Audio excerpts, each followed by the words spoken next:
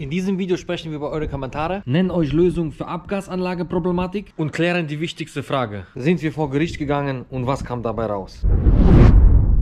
Hallo Deutschland-Kameraden, wenn ihr das hier seht, ist Heiliger Abend und natürlich hat Palak und Trusak für euch was zum Abstauben, aber dazu kommen wir später. Aber jetzt gehen wir erstmal auf Kommentare von euch auf letzte Soko Posacevic Video ein. Viele von euch da draußen erzählen dieselben Stories von Tuning-Teilen, die sie gekauft haben oder Umbauten, wo am Ende eingetragen wurden von irgendeinem Händler oder Prüfer und am Ende war komplette Pizdietz. Also ist das hier ein Massenphänomen und betrifft alle Tuning-Begeisterten da draußen und ist eine Katastrophe. Viele meinen, sie wissen, um welchen Tuner es sich bei Soko Posacevic handelt, aber das Witzige, ihr nennt alle unterschiedliche. Und das, kurwa, sagt schon alles. Aus diesem Grund empfiehlt euch Palak niemals das Angebot von Tuning-Teilehersteller oder Tuner annehmen, dass er das für euch einträgt. Fahrt lieber zur unabhängigen Prüfstelle, lasst das Ganze prüfen und wenn der was zu bemängeln hat, dann muss das der Tuning-Teilehersteller klären oder kurwa, die Teile müssen wieder ausgebaut werden und ihr kriegt euer Geld zurück. Das Ganze würde Palak von Anfang an kommunizieren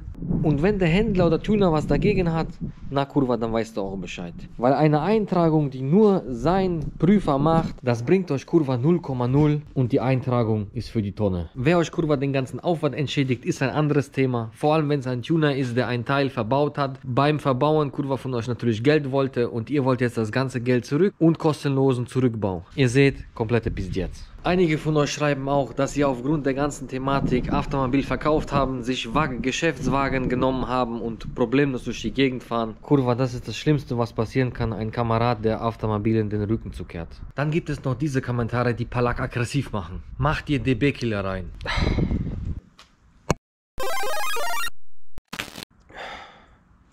Es geht doch kurwa darum, dass Palak es nicht weiß und sich auf die Experten verlässt, in dem Fall zum Beispiel Tuning Shop. Ein normaler Germane, der irgendwelche Teile kauft, die selber einbaut oder einen Shop einbauen lässt und das Ganze inklusive Eintragung, der prüft doch kurwa nicht alles nach wie Palak hier und vertraut auf den Tuner bzw. Tuning Shop. Darum geht es doch kurwa. Jetzt sagt ihr aber für Palak und Soko Posacevic wäre das die Lösung. Okay, am Ende guckt Zirkus genauer in die Papiere, da drin kurwa steht nichts von Silencer, nichts von Befestigungspunkten. Zirkusbeamte unterstellt, dass das nicht sicher ist, dass das kurwa rausfallen kann und irgendein Allmann auf der Straße erschlagen kann. Und am Ende hat wieder Palak verkackt. Cevic soll vor Zirkus 100% wasserdicht sein. Mit Papieren alles belegt und dokumentiert, ohne irgendwelche eigenen, selbst erfundenen Lösungen, die vielleicht funktionieren, aber im bürokratischsten Land der Welt, Almania, so nicht abgenommen sind. Und das ist hier ein Problem. Und hier sieht man, dass wir zig Regale haben, wenn man hier reinguckt, bis hinter, wo alles nochmal in Papier aufbewahrt werden muss. Absoluter Wahnsinn.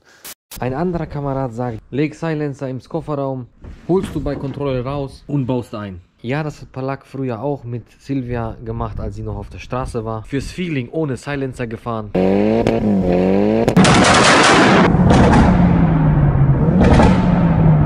Damals ging das noch gut, 50 € Strafe kassiert. Zirkus war zufrieden, weil plus eine Strafe für Statistik. Palak war zufrieden, dass keine anderen Sachen genauer unter die Lupe genommen wurden und vielleicht Schlimmeres passiert wäre. Ob das aber heute einfach noch so machbar ist, wagt Palak zu bezweifeln. Weil wenn ihr Silencer im Kofferraum habt und wisst, dass Abgasanlage ohne nicht legal ist und bei der Kontrolle den rausholt und einbauen wollt, spricht man kurwa von Vorsatz in Deutschland. Und das kann schlimmer enden, als wenn ihr da gar nichts dabei habt. Am Ende sagt man, ihr tragt zur Klimaerwärmung bei, also seid ihr schon kurwa fast im Gefängnis.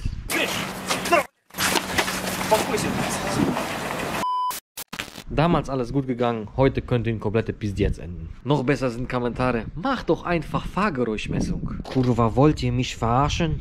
Palak kauft Abgasanlage für 1000 €, die den Preis rechtfertigt, dass sie komplett legal ist, damit Palak dann nochmal 400 € ausgibt, um eine Fahrgeräuschmessung zu machen. No jebat. Dann kann doch Palak gleich eine Abgasanlage aus dem Ostblock oder sonst woher bestellen für 100, 200 Zloty, diese unter Cevic klatschen und Fahrgeräuschmessung inklusive Eintragung machen. Das wäre sogar günstiger und Palak hätte eine Abgasanlage, die es so vielleicht in Deutschland nirgendwo ein zweites Mal gibt. Dieser Kamerad hat hier wohl genau das gemacht. Dazu kommt noch, wenn die Fahrgeräuschmessung von der Nvidia-Abgasanlage lauter ist als das, was im Fahrzeugschein eingetragen ist, dann hat schon wieder Palak 400 € aus dem Fenster geworfen. Oh my God! Weil eine dB-Erhöhung ist in diesem Fall nicht möglich. Das hat Kamerad Heinrich Mantai von Tuning TÜV auch bestätigt. Jetzt sagen einige von euch da draußen, ja, mit Leistungssteigerung geht das. Das hat Palak Kamerad Heinrich nicht explizit gefragt. Aber muss Palak jetzt, um legal Eintragung zu machen, Motortuning betreiben oder was? Not so kurwa. Selbst das bezweifelt Palak, weil im Salmania wird es immer schwieriger und der Strick wird immer enger gezogen. Früher ging das vielleicht, aber heute vielleicht nicht mehr. Tuning TÜV wird sich nach diesem Video zu diesem Thema bestimmt melden. Palak wird es an euch weiter kommunizieren. An dieser Stelle Grüße und Dank gehen raus, Heinrich. Dann gibt es Kameraden, die sagen, die Antwort auf diese Nvidia Q300 ist die Abgasanlage von Nvidia mit Kürzel G200. Also soweit Palak weiß, ist diese Kurve sogar noch lauter, deswegen verbauen die alle Civic-Fahrer, weil die sich brutal anhört.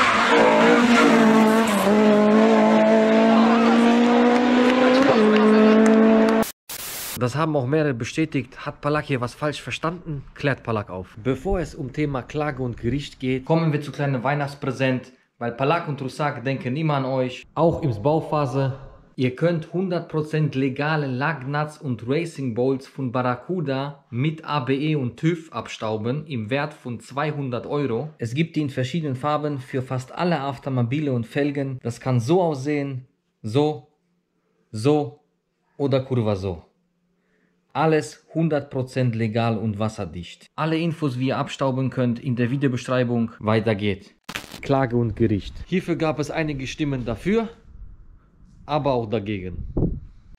Nun haben wir mit Anwalt alles besprochen, ihm alles geschildert, den kompletten zeitlichen Ablauf und wie das alles war. Fakt ist, Palak hat sich auf Rat von Anwalt dagegen entschieden, vor Gericht zu gehen. Und Palak betont, das gilt nur für diesen Fall. Warum, dazu kommen wir gleich. Aber wie zu Beginn der Serie gesagt, bei Kontrollen, Stilllegungen und sonstigen Themen auf der Straße haben wir eine ganz andere Grundlage. Einen nachvollziehbaren 100% wasserdichten Civic auf Germanias Straßen und das nachweislich belegt. Nur weil wir beim Thema Abgasanlage nicht in den Bürokratiekrieg gegangen sind, heißt das nicht, dass wir das grundsätzlich nicht machen würden. Aber Kurva, keiner hätte damit gerechnet, dass so ein Pizdiet schon bei legalen Aufbau mit Tuninghändler passiert. Warum haben wir uns dafür entschieden, nicht zu klagen? Wir müssten, wenn, direkt auf den Prüfer gehen, weil der hat dafür unterschrieben.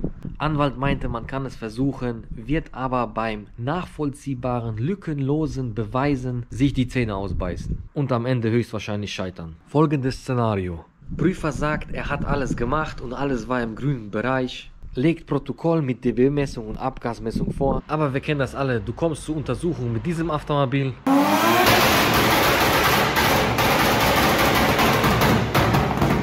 Und wer steht dann auf Abgasprüfstand? Bericht passt. Dazwischen der Überprüfung bei Händler und der Messung in Mannheim beim TÜV ein paar Tage liegen, wird er uns unterstellen, dass irgendwas verändert wurde oder dass die Abgasanlage ausgebrannt ist.